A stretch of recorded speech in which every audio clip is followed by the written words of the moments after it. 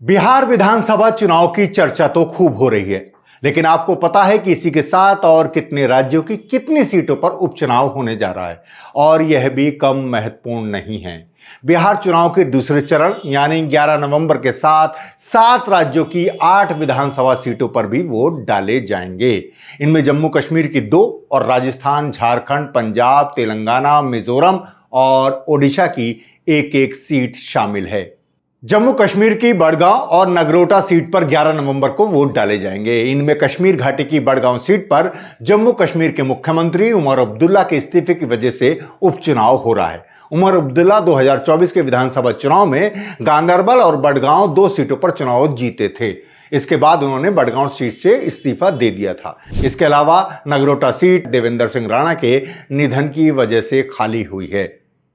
इसके अलावा राजस्थान के बारां जिले की अंता सीट भाजपा के कंवरलाल मीणा के अयोग्य साबित होने की वजह से खाली हुई है। जी हां, अयोग्य साबित होने की वजह से उन्हें 2005 के एक आपराधिक मामले में 2 साल से ज्यादा की सजा सुनाई गई है, जिसकी वजह से उनकी विधायकी चली गई। अब यहां एक बार फिर भाजपा और कांग्रेस के बीच कड़ा मुकाबला है। बाकी राज्यों में सिटिंग विधायक की मौत की वजह से सीटें खाली हुई हैं। यह सीटें हैं झारखंड की घाटशिला।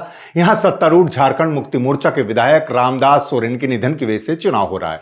झारखंड मुक्ति मोर्चा ने उन्हीं के बेटे सोमेश चंद सोरेन को उम्मीदवार बनाया है, जबकि भाजपा ने हेमंत सोरेन के साथ ही रहे, उनके जेल जाने के बाद मुख्यमंत्री बने और फिर बागी होकर भाजपा से जा मिले चंपई सोरेन के बेटे बाबूलाल सोरेन को अपना उम्मीदवार बनाया है। इसके अलावा पंजाब की तरनतारन सीट है। यहां आप विधायक कश्मीर सिंह सोहेल का निधन हो गया था, इसलिए आपने इस सीट पर पूरी ताकत लगा दी है। भाजपा और कांग्रेस भी मैदान में हैं। तेलंगाना की जुबली हिल्स सीट पर बीआरएस विधायक की मृत्यु की वजह से चुनाव हो रहे हैं। यहां सत्तारूढ़ कांग्रेस, भाजपा और बीआरएस तीनों ने दांव लगाया है। मिजोरम की डंपा सीट पर मिजो नेशनल फ्रंट का कब्जा था, लेकिन उनके विधायक का निधन हो गया। इसी तरह ओडिशा की नुआपाड़ा सीट पर भी चुनाव रोचक हो गया है।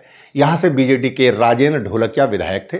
उनके निधन की वजह से यहां उपचुनाव हो रहा है। समझा जा रहा था कि बीजेडी से राजेंद्र ढोलकिया के बेटे जय ढोलकिया चुनाव लड़ेंगे, लेकिन ऐन समय पर वे बीजेपी में शामिल हो गए या करा लिए गए और अब वे बीजेपी के टिकट से चुनाव लड़ रहे हैं।